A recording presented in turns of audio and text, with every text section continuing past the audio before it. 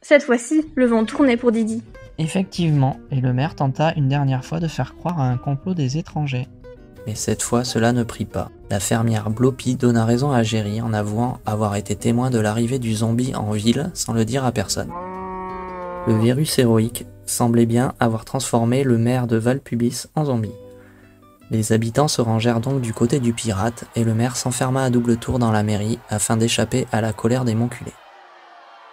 Manic suggéra alors de regrouper tous les déchets autour de la ville afin de faire fuir les prochains étrangers, héros et zombies compris. Cette décharge improvisée fut bientôt étendue tout autour de la mairie, condamnant Didi à y rester enfermé. Cependant, ces précautions ne suffiraient pas, et quelques valeureux citoyens de Moncu s'armèrent pour défendre la ville. Parmi eux, Cortez, qui avait fini par s'attacher à ce village. Il mourut tragiquement sous les assauts des zombies, comme le vrai Monculé qu'il était devenu. Les événements se précipitèrent ensuite très rapidement. Sans personne pour le nourrir, le pingouin de la ville fut pris d'une irrésistible soif de sang au cours d'une de ces nuits agitées. Pas de chance, Monsieur Fédard était sur son chemin. Le volatile assouvit sa faim en le bouffant tout cru.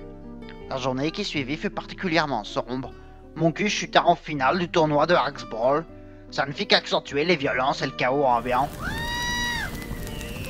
Terrassé par cette injuste défaite, Ange la saucisse, alias la chipot, mit fin à 6 jours. Monde de merde. Mais les drames s'arrêtèrent pas là. La brostière tenta discrètement de récupérer son vélo que les voisins avaient jeté dans la décharge. Allez, encore un peu. En tentant de l'atteindre, elle fit tomber un objet encombrant qui s'abattit sur le pingouin, repu de son dernier os. Et c'est ainsi que sa courte existence prit brutalement fin. Mon cul était devenu invivable. C'était l'heure du grand départ.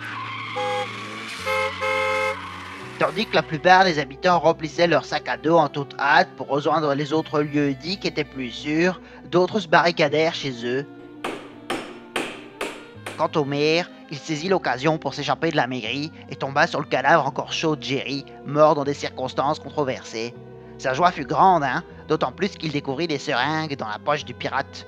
Il a cru que c'était un vaccin contre le virus héroïque, alors le temps d'écrier Didi s'injecta le produit suspect avant de succomber dans un dernier râle. Terrible histoire. Il s'était trompé. Parmi les rescapés qu'avait fui mon cul, il y avait le courageux Martel. En effet, malgré le danger, celui-ci revint pour construire à lui tout seul un immense phare au centre du village déserté, sur les ruines de mon cul.